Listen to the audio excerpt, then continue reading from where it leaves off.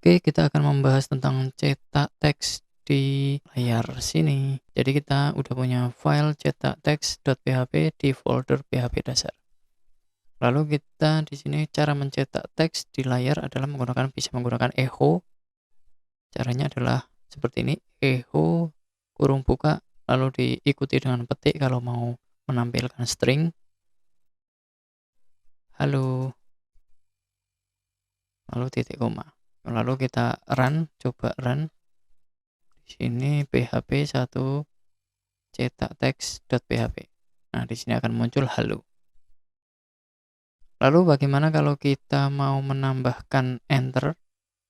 Kita bisa memakai echo juga, echo lagi. Lalu di sini ada seperti ini. Garis miring kebalik lalu N, dia akan menghasilkan enter. Jadi kalau kita echo lagi di bawahnya,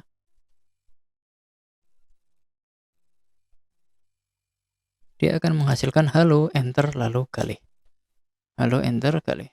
Seperti itu. Nanti ganti baris lah. Ini untuk ganti baris.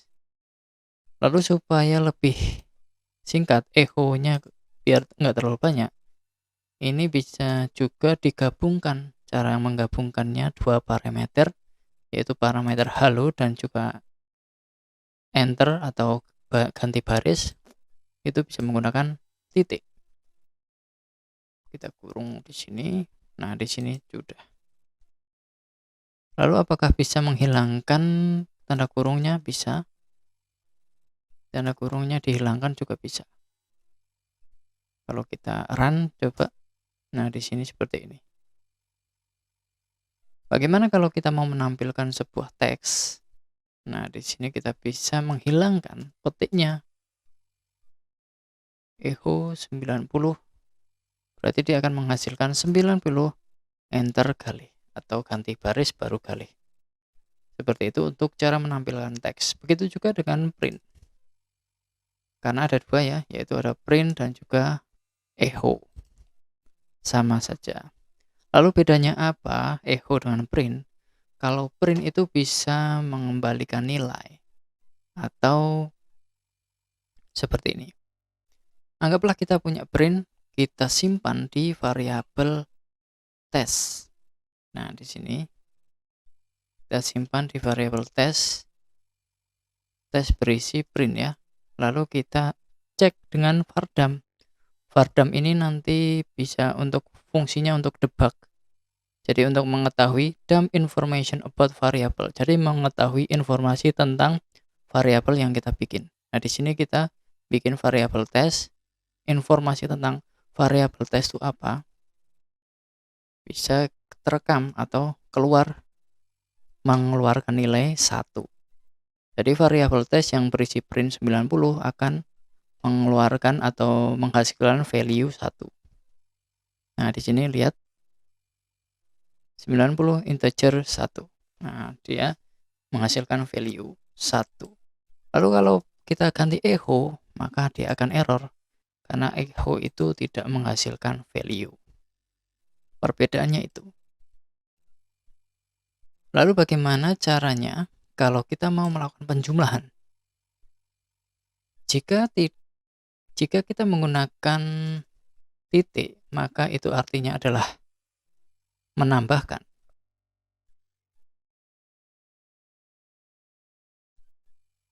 Echo 90 kita berarti kan menambahkan ya 90. Maksudnya bukan aritmatika tapi menjejerkan atau menyampingkan, ditaruh sebelahnya.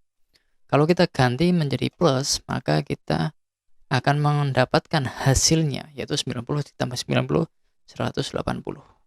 Gitu. Begitu juga dengan fungsi lain. Jadi pastikan kalau kita mau memakai string, rencananya kita mau menjejerkannya. Umpamanya 1993. Kalau kita kasih enter, kalau kita kasih plus, berarti kan menjumlahkan. Nah, makanya untuk niatnya kita mau menjejerkan, kita kasih titik. Makanya harus dibedakan bagaimana cara memanipulasi string atau integernya. Oke, itu tentang cetak teks di layar.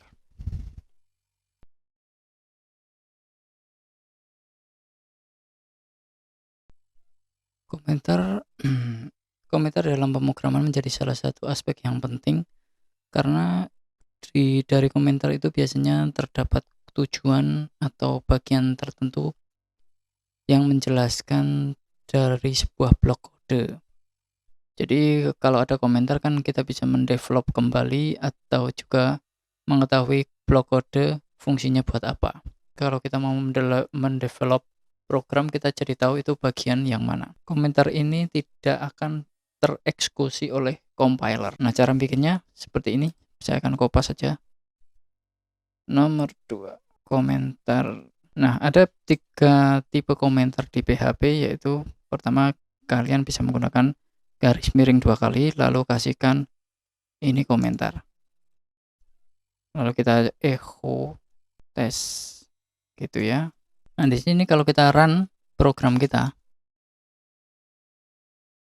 .php, maka tidak akan tereksekusi ini komentarnya. Yang kedua ada bisa menggunakan crash atau pagar. Nah, ini juga komentar. Nah, ini nanti juga tidak akan tereksekusi oleh compiler kita. Selanjutnya ada juga control alt garis miring. Nah, ini juga kalau yang ini lebih enak karena kan kalau kita enter ini bisa jadi komentar terus. Lah kalau yang bagian atas ini kalau kita ganti, nah ini akan tereksekusi makanya error. Cara settingnya gimana? Nah, di Visual Studio Code itu ada bagian shortcutnya. Kita cek di keyboard shortcut. Nah, biasanya beda-beda tuh. Kalau di tempat saya adalah Ctrl Alt garis miring. Nah, toggle block comment. Nah, ini bisa kalian ganti sesuai dengan kombinasi yang kalian pengenkan. Ctrl Alt. Oke, itu dia ada 3 komentar. Garis miring, crash atau pagar, dan juga Ctrl Alt garis miring. Ini bisa dimatikan kalau kita mengklik 2 kali. Nah, ini saya ulang lagi, menghilang komentarnya. Oke, itu untuk bagian komentar.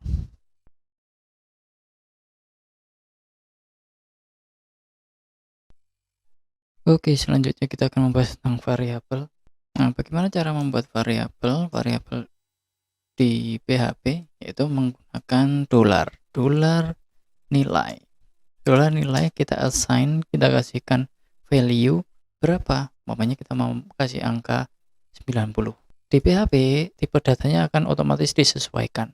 Jadi kalau umpamanya seperti ini 90 berarti tipe datanya nanti otomatis menjadi integer. Kita bisa ngeceknya pakai vardam nilai gitu. Nah, di sini adalah integer. Kalau kita mau membuat menjadi string, berarti kita tinggal nama umpamanya ya. Kita tambahkan petik kali. Jadi kalau kita cek di vardamnya, tipe datanya adalah string. String 5, jumlahnya 5, lalu juga namanya kali. Lalu bagaimana kalau float point atau koma atau desimal gitu, umpamanya IPK 3,5 gitu ya. Komanya itu pakai titik kalau di sini. Jadi kalau kita cek di sini IPK adalah float. Nah, ini seperti itu. Kalau mau diperlihatkan nggak usah ada integer, string, ya kita pakainya echo atau print. Nanti otomatis menjadi sambung semua. Makanya kita butuh enter. Nah, enternya itu bisa pakai PHP EOL atau end of line. Nah, ini jangan nyambung sama titik komanya. Titik PHP EOL biar bisa kelihatan. Itu dia cara mengassign variabel. Nah, umpamanya kita punya nilai 90. Lalu kita bikin function test gitu ya. kita mau memanggil variabel nilai. Nah, di sini akan error karena variabel nilai itu tidak terdeteksi di function test. Makanya agar bisa terdeteksi, maka kita di atasnya itu menambahkan di sini ada global $nilai. Kita harus ngerun tes baru kebaca di sini. Nah, 90, maka terbaca. Kalau globalnya dihilangkan, dia nggak akan terbaca. Itu untuk variabel scope global. Selanjutnya kita akan membuat function test static. Nah, di sini kita tentukan dulu variabel x, yaitu nilainya adalah 0, dan nanti kita lakukan auto increment ya, atau penambahan otomatis. Setelahnya kita lakukan tes statik seperti ini. Kita jalankan. Nah, kalau kita jalankan, dia akan 0 terus. Jadi akan mengembalikan nilainya. Jika kita tambahkan statik, maka dia akan otomatis menambahkan habis itu 0, 1, 2. Nah, seperti itu. Jadi akan menyimpan nilai yang sebelumnya. Karena nilai dari X itu dipertahankan, maka dipertahankan dari sebelumnya, maka akan menambah selanjutnya dan selanjutnya. Jika statiknya dihilangkan, maka kan nilainya adalah 0, otomatis dia akan echo ke 000, karena nilainya itu tidak dipertahankan, nilai sebelumnya.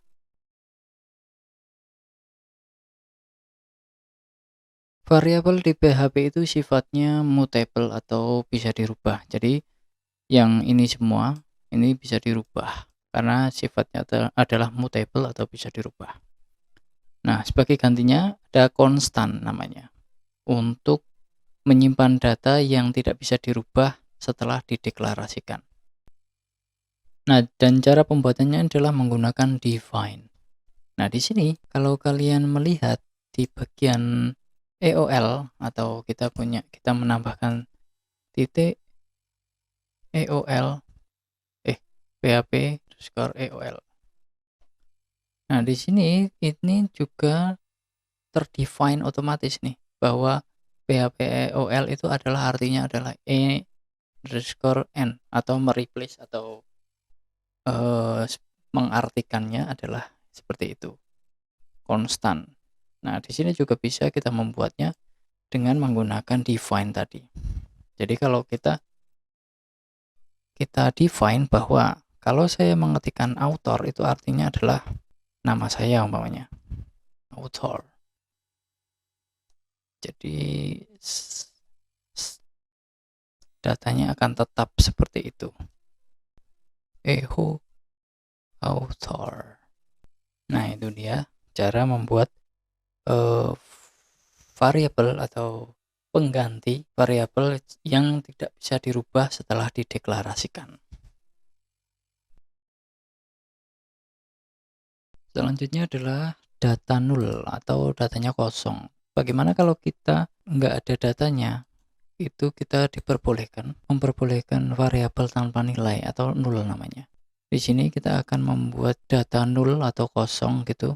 Anggaplah kita bikin nama, yaitu pertama kita definisikan bahwa namanya adalah Kalistiawan. Lalu yang kedua adalah null.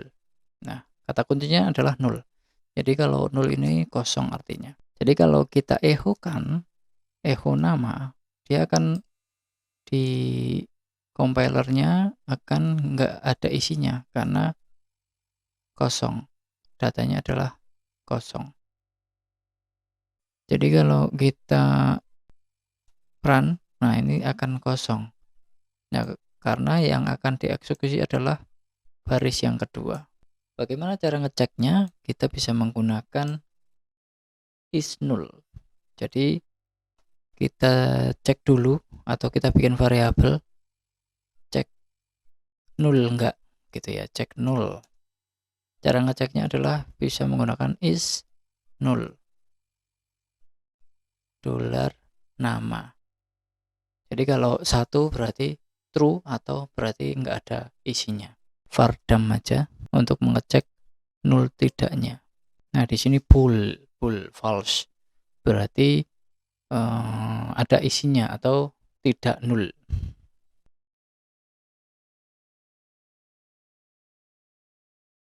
Oke, selanjutnya kita akan membahas tentang array. Array adalah tipe data yang berisi kosong atau banyak data yang isi tipe datanya adalah dinamis atau bisa banyak tipe data. Contohnya kita punya variabel di sini adalah nama sama dengan array. Jadi tambahkan array dulu. Kurung buka dan kita isikan datanya. Nah, kita mau vardam dulu.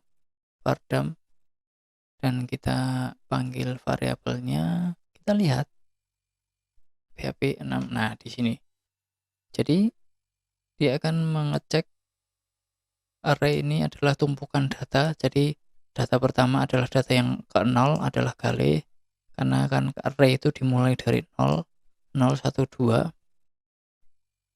Jadi data ke 0 adalah Gale, data ke 1 adalah Joko, dan data yang selanjutnya adalah Burn. Seperti itu cara menampilkan array. Bagaimana kalau angka? Nah, ini tinggal diganti aja 1,34. Nih, lalu kita run. Nah, di sini data ke 0 adalah 1, data ke 1 adalah 2, dan seterusnya. Karena array ini data pertamanya adalah indeks ke 0. Lalu bagaimana caranya kita mengakses data tertentu? Nah, cara mengakses data tertentu kita bisa menggunakan di sini ada tambahan kurung kotak. Nah, di sini ada pilihan, di sini ada kotaknya ini. Nah, kita kurung kotak, kita mau akses ke data yang nomor berapa? Kita mau akses data yang nomor 3 umpamanya. Dan kita di sini kita run PHP 6 array berarti adalah 4. Atau kalau kita buat jadi Gali Tiawan Nurohim gitu. Data ketiganya kan nggak ada. Kalau kita run berarti error karena undefined array ketiga atau indeks ketiganya nggak ada, padahal indeks kita hanya ada 0, 1, 2. Jadi kalau mau yang paling belakang berarti indeks kedua. PHP 6. Nah, di sini ada Nurohim yang tipe datanya string, panjang karakternya ada 7. Nah, itu dia cara mengakses data pada urutan indeks tertentu. Lalu bagaimana cara menambah? Umpamanya kita mau melakukan penambahan ya. Nah, ini kita mau menambahkan data array-nya. Kita bisa menggunakan $nama kurung buka kurung tutup dalam kotak ya. Lalu kita sama dengan kita tambahkan Johnny gitu ya. Habis itu kita vardam lagi, vardam nama kita vardamkan, dan kita run. Nah, di sini kan terlihat kita kan vardam yang pertama adalah nama, yang berisi data adalah Gali, Setiawan, dan Nurohim. Lalu selanjutnya kita assign Johnny, yang mana ini akan menambahkan data atau nama yang terakhir. Seharusnya nanti harapannya adalah Gali, Setiawan, Nurohim, dan di sini ada data baru yaitu Johnny. Maka kalau kita lihat di sini ada Gali, Setiawan, Nurohim, dan Johnny karena dia akan menambahkan array ketiga.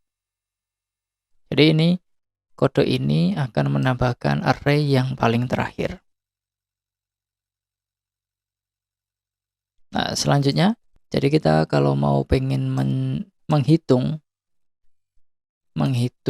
array-nya berapa, itu kita bisa menggunakan count. Jadi kayak Excel.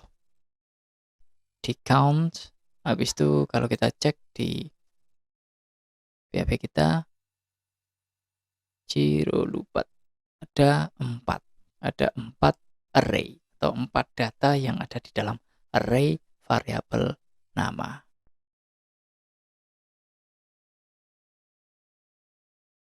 Selanjutnya adalah map. Tipe data map ini hampir sama dengan array ya. Map ini dasarnya adalah datanya adalah key dan value. Nah, kalau array ini sebenarnya kita juga adalah key value, tapi key-nya itu otomatis dibuatkan. Nah, key-nya adalah index ini tadi. Jadi key 0, value-nya adalah kali. Key 1 namanya Setiawan dan seterusnya. Jadi ini indeks atau key-nya itu otomatis dibuatkan. Nah, kalau map itu kita buat sendiri. Caranya gimana? Kita akan membuat seperti ini, 7 map. Jadi tipe datanya adalah map. Seperti ini. Jadi cara penulisannya sama dengan array ya. Cuman kita perlu menambahkan key-nya. Kalau yang tadi kan kita otomatis dibuatkan. Kita bisa menambahkan key-nya yaitu ID umpamanya.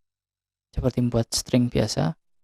Lalu jangan lupa ditambahkan sama dengan seperti ini. Panah seperti ini. Jadi key-nya adalah ID. Kalau tadi kan ibaratnya kan key-nya adalah 0. Kalau ini kita bikin manual yaitu ID. Ini adalah rumah gitu ya. Nah, ini ganti biar cocok. Surakarta.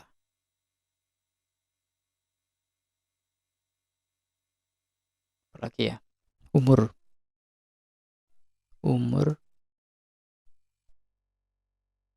berarti ini adalah integer 25 gitu ya. Jadi kalau kita mau mengakses data tertentu, kita perlu seperti ini tadi yang kita seperti mengakses data tertentu. Vardam nama, kita coba dulu. Vardam nama. Jadi nanti akan kelihatan key-nya juga. 7 map.php. Nah, ini dia. Kalau tadi adalah berupa angka, kalau ini berupa ID kali rumah Surakarta, umur 25. Kalau tadi kan 0 kali 1 Setiawan. Dan gitu deh. Lalu selanjutnya bagaimana kalau kita mau mengakses data dengan key tertentu? Sama aja dengan yang tadi. Vardam nama, saya pengen mengakses yang ID. Contohnya.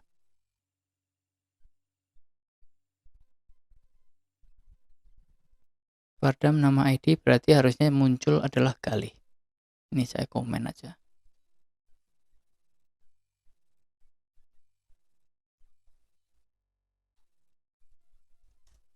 Nah, ini akan muncul kali. Nah, itu untuk mengakses datanya. Data keberapa, key-nya itu yang mana. Umpamanya di bagian sini ada alamat gitu ya. Dan cara penulisannya itu nggak harus seperti ini, tapi kita bisa mengganti dengan kurung buka kotak. Nah, seperti ini. Kita tutup dengan seperti ini. Nah, ini alamat kita rencananya kita bikin mau alamatnya itu dalam bentuk ini, jangan lupa dalam bentuk kota dulu, langsung di dalamnya masuk kecamatan. Nah, ini contohnya kota isinya adalah Sukoharjo dan juga kecamatan. Kita enter aja biar enak lihatnya. Kecamatan adalah Bendosari. Itu ya. Nah, ini adalah nested array atau tipe datanya map. Nah, lalu gimana tampilannya nanti seperti ini? Kita bisa bikin Vardam ya. Vardam yaitu array atau tipe data map kita pengen kita tampilkan. PHP 7_map.php. Nah, akan terlihat bahwa ada data nestednya. Ada alamat, bagian alamat ada 2 data lagi, kota dan kecamatan. Itu untuk tipe data map.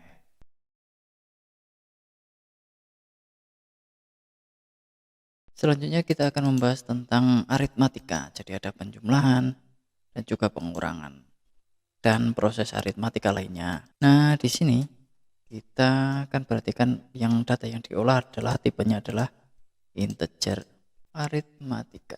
Jadi kita bisa melakukan penjumlahan, pengurangan, bagi. Jadi ada beberapa tipe aritmatika, yaitu ada plus, minus, bagi, kali, dan juga modulo. Modulo itu berarti sisa bagi. Caranya kita bikin total gitu ya.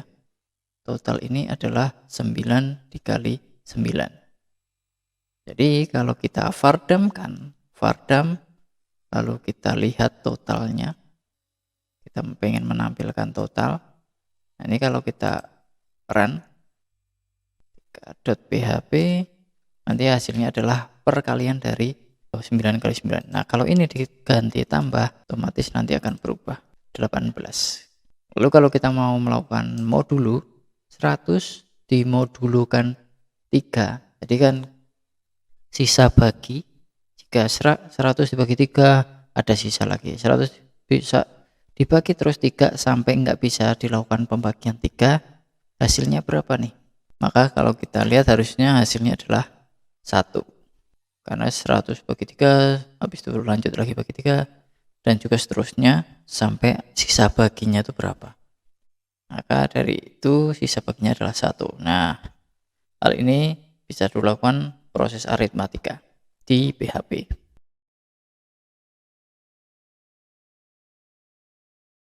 Selanjutnya kita akan membahas tentang penugasan atau operator penugasan.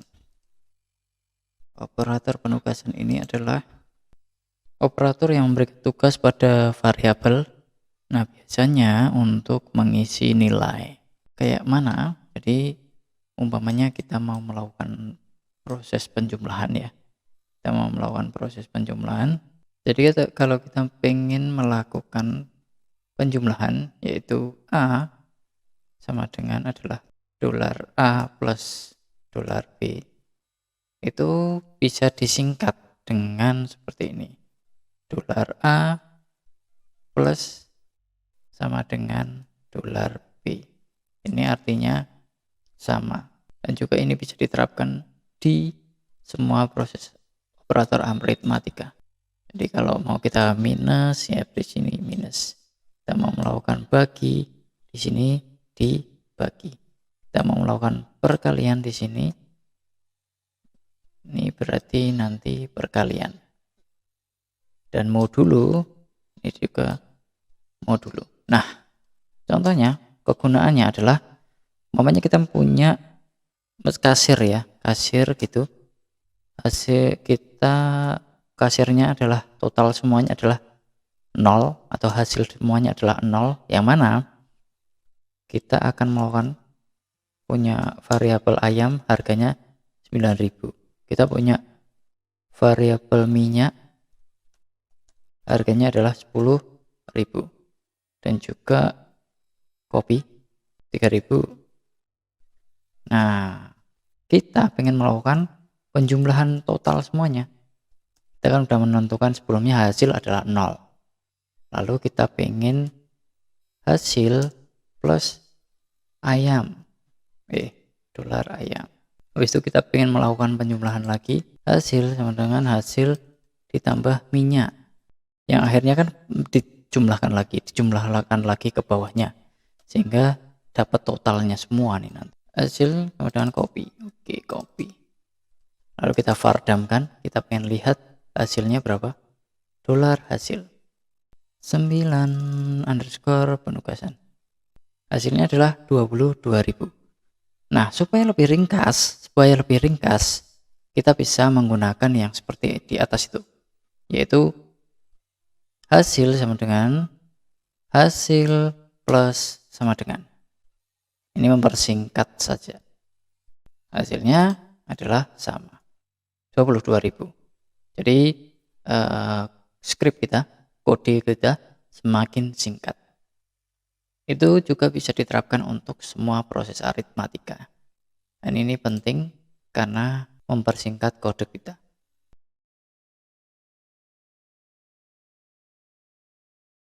Setelah kita membahas tentang operator aritmatika, operator penugasan, sekarang kita lanjutkan dengan operator perbandingan.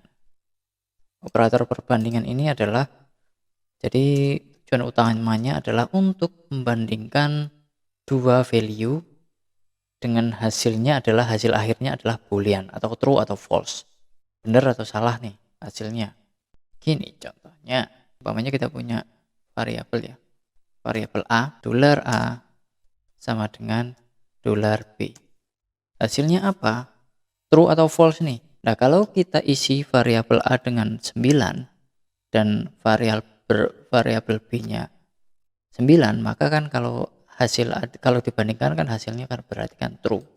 Ini contoh, kita tentukan dulu variabel A adalah 9, variabel B adalah 9. Maka kalau kita bandingkan vardam A sama dengan $B, maka kita lihat hasilnya adalah true, boolean true. Nah, ini hasilnya adalah true. Nah, operator perbandingan ini ada 4. Kita bisa tambahkan ini. Kalau ini adalah tipe datanya, kalau yang kedua ini tipe datanya harus sama. Jadi datanya sama, tipe datanya juga harus sama. Nah, kalau ini kan 9 dan 9 ini tipe datanya sama-sama dengan integer, maka hasilnya adalah true.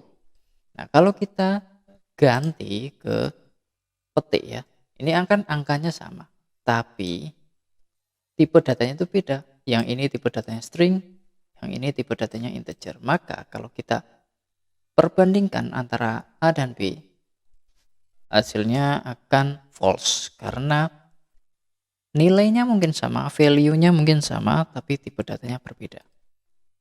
Kalau kita sama dengannya 2 kali, berarti sama dengan memang sama, tapi tipe datanya beda, maka ini akan tetap true. Nah, kita lihat. Ada juga selanjutnya,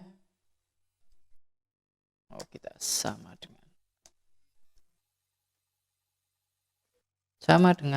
plus tipe data sama. $A tidak sama dengan $B. Ini berarti tidak sama dengan. Berarti kalau seperti ini, 9 kali 9 berarti tidak sama dengan, berarti false karena kan sama ya. Ada juga yang selanjutnya ada tidak sama dengannya harus sama persis. Jadi tidak sama dengannya true jika tipe datanya juga sama. Ini kita akan berbandingkan false, masih false. Tapi kalau kita bedakan seperti ini, maka hasilnya adalah true. Karena angkanya beda, value-nya beda, tipe datanya juga beda. Tidak sama dengan bisa juga pakai yang ini.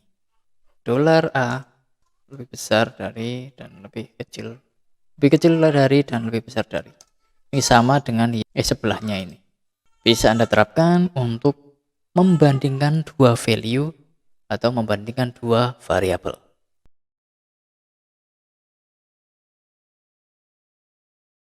Selanjutnya kita akan membahas tentang operator logika. Operator logika ini adalah operator yang digunakan untuk membandingkan dua kondisi logika. Kalau kemarin kita membandingkan dua variabel, kalau operator logika itu membandingkan dua kondisi logika, yaitu logika benar dengan true dan logika salah yaitu false. Operator logika ini sering digunakan untuk kondisi if atau keluar dari proses perulangan looping. Contohnya kayak gini ya. Kalau kita akan punya variabel A dan B. Ini hasilnya akan true, hasilnya akan benar ketika A dan B ini keadaannya sama-sama sudah dipenuhi atau keadaannya adalah true. Jadi kalau ini adalah true, B-nya adalah true, maka hasilnya akan true.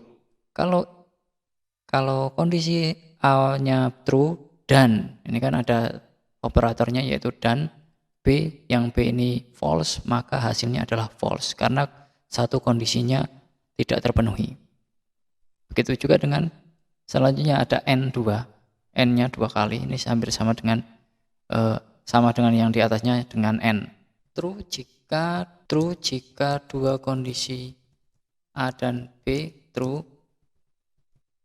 Nah, kalau A dan B kondisinya true, maka hasilnya adalah true. Selanjutnya ada OR. Jadi kalau kita OR itu ada bentuknya adalah OR biasa atau juga garis lurus ya. Jadi kalau kondisinya OR itu berarti pilih. Kalau yang ini salah satu saja benar, maka hasilnya adalah true. Itu juga yang bawahnya sama. Nah, ada juga yang namanya XOR, XOR. Kondisi ini true jika salah satu benar. Kalau dua-duanya benar, malah hasilnya adalah salah. Dan juga not berarti kan kalau true jika hasilnya false. $A ini tidak not atau not true. Hasilnya akan true jika $A adalah false.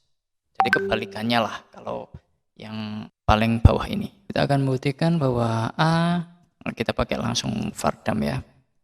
Vardam true and true. Maka hasilnya ini adalah true. Karena dua-duanya adalah kondisinya harus kepenuhi. Atau dua-duanya true, lalu disambung dengan N, maka hasilnya true. PHP 11 operator logika.php. Oke. Hasilnya adalah true. Jadi hasilnya dalam bentuk boolean atau dua kondisi aja. Kalau nggak true, false. Nah kalau kita kan ada operatornya adalah N. Kalau kita ganti ini false, berarti kan salah satu kondisinya adalah tidak terpenuhi. Maka hasilnya di sini akan false. Makanya kalau kayak gini, dua-duanya harus true untuk menghasilkan true. Kayak gini sering digunakan untuk tambahan kalau kita mau bikin if else ya. Jadi umpamanya kita akan meluluskan mahasiswa akan lulus jika kondisinya nilainya lebih dari 90 dan juga presensinya lebih dari 80%, seperti itu contohnya. Maka kondisinya akan true semua baru lulus. Kalau presensinya bagus ternyata nilainya jelek, berarti kan salah satu true, kalau yang ini false berarti hasilnya akan gagal atau tidak lulus. Itu contohnya. Selanjutnya kita akan vardam yang selanjutnya ada true and true. Nah ini sama ya, tinggal beda simbolnya. Nah sini akan true dan true. Oke, vardam or. Nah, OR ini maka hasilnya akan true karena salah satu aja udah kepenuhi, hasilnya adalah true. Kalau dua-duanya terpenuhi, maka hasilnya juga true. Ini salah satu juga terpenuhi. Nah, kalau dua-duanya salah, maka akan hasilnya salah karena tidak terpenuhi. Kita bisa mencoba SOR ya. SOR. Kalau SOR ini malah kalau false dua-duanya berarti kan hasilnya adalah salah. Nah, kalau salah satu aja benar, maka dia akan menghasilkan true. Nah, di sini true. Lah kalau dua-duanya benar, malah dia juga akan salah. Nah, seperti itu. Jadi ini bisa digunakan untuk logika program kita nantinya. Oke?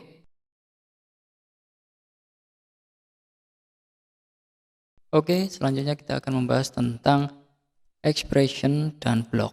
Nah, ini lebih ke penamaan aja, bagaimana mana yang dinamakan expression, mana yang dinamakan block. Karena ini penting sekali dan sering dipakai, kan terus dipakai untuk membedakan aja mana yang dinamakan expression, mana yang block.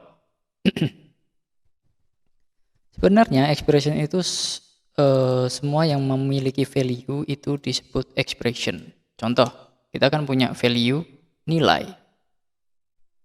kita punya variabel nilai dan kita kasih value, maksudnya 90, nilainya adalah 90. Atau juga kita bisa kasih variabel nama, kita kasih namanya adalah kali. Nah, ini dinamakan expression. Yang ini juga namanya expression. Lalu mana yang dinamakan blok? Nah, blok ini adalah semua yang ada di dalam kode kita. Jadi umpamanya kita bikin function gitu ya, function test.